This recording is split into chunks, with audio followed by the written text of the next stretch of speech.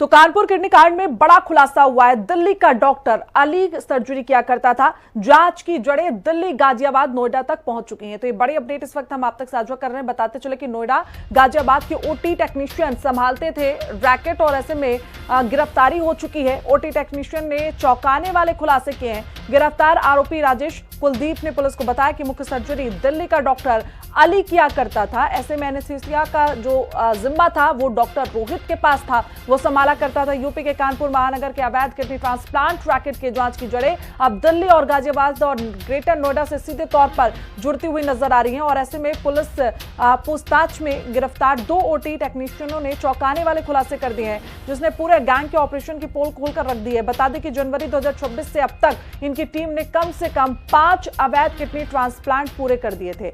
मुख्य सर्जरी दिल्ली के द्वारका निवासी डॉक्टर अली के हाथों होती थी, जबकि एनेस्थीसिया होता है उसका जिम्मा डॉक्टर रोहित संभालता था। गिरफ्तार आरोपी राजेश कुमार और कुलदीप सिंह राघव ने पुलिस को विस्तार से बताया कि कैसे एक संगठित तरीके से पूरा ऑपरेशन थिएटर सेटअप चलाया जाता था। और ऐसे में राजेश कुमार ग्रेटर नोएडा वेस्ट स्थित सर्वोदय अस्पताल में ओटी मैनेजर के पद पर काम किया करता था। उसे कथित तौर पर प्रतिमाह लगभग 70,000 रुपए का जो वेतन है वो दिया जाता था। ये 220 बेड वाला अस्पताल फरीदाबाद निवासी राकेश गुप्ता के स्वामित्व में चल रहा था। राजेश का बुधवार को अस्पताल में अंतिम कार्य दिवस था और अब वो वहां कार्यरत नहीं है।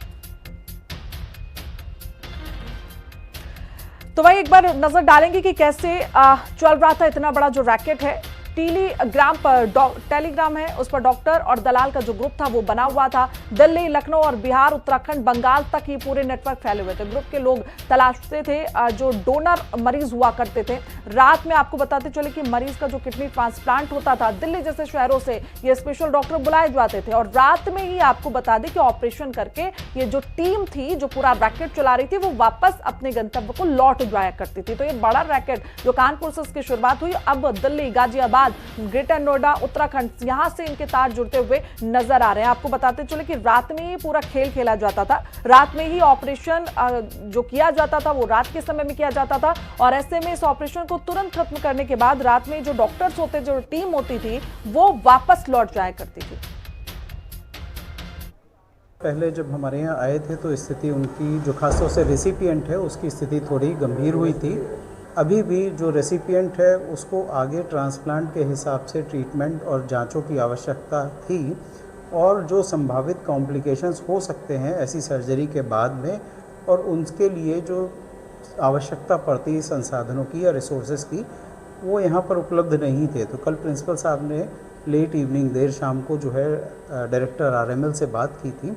फिर उन्होंने अपने नेफ्रोलॉजी यूनिट से बात करके उन्होंने ओके करा है। तब आज सुबह हम लोगों ने उनको, दोनों पेशेंट्स को आरएमएल को ट्रांसफ़र कर दिया। 6 अभियुक्त इसमें गिरफ्तार किए गए थे। इसमें आज एक क्रूशियल ब्रेक थ्रू मिला है, जिसमें 2 अन्य अभियुक्तगण की इसमें गिरफ्तारी हुई है, जिनका नाम कुलदीप सिंह राघव और राजेश कुमार है। एक इसमें तीसरा व्यक्ति भी है जो अभी मिसिंग है और उसका हम लोग जो भी फरार है, उसका भी हम लोग के पास कुछ स्पेसिफिक इनपुट्स हैं, उसके आधार पर हम लोग काम कर रहे हैं। जल्दी ही उसकी भी अरेस्टिंग की जाएगी। ये जो व्यक्ति है, ये जैसा पहले बताया गया था कि ये जो डॉक्टर रोहित है, ये अपनी टीम लेकर के यहाँ पर आता था और उसी टीम के ये दोनों सदस्य रहे। ये दोनों इस पूरे ऑपरेशन में भी शामिल थे और इनको हिरासत में लिया गया। इनसे पूछताछ चल रही है। कुछ अहम जानकारियाँ इनके द्वारा साझा की गई है, उसके आधार पर हम लोग आगे की कार्रवाई कर रहे हैं। डोनर और किडनी रिसीवर दोनों को कानपुर अस्पताल से लखनऊ डॉक्टर राम मनोहर लोहिया अस्पताल में रेफर कर दिया गया है, जहां पर उनका ट्रीटमेंट चल रहा है। पुलिस के द्वारा कई स्थानों पर छापेमारी की जा रही। दिल्ली, उत्तराखंड और साथ साथ कलकत्ता, ऐसे कई स्थान हैं जो पुलिस के जांच में सामने आए हैं कि डॉक्टरों का पैनल आता था रात के अंधेरे में और ऑपरेशन करता था। साथ ही अस्पताल के जो सीसीटीवी कैमरे होते थे ऑपरेशन के दौरान, वो भी बंद कर दिए जाते थे। कैमरामैन आशु के साथ शिवराज साहू, हिंदी खबर, कानपुर।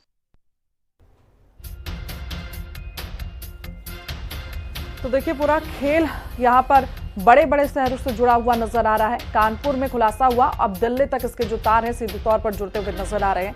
शहर शहर किडनी के जो खरीदार थे वो मौजूद थे। मजदूरी का फायदा उठाकर 1 करोड़ रुपए तक का सौदा इसमें किया जाता था।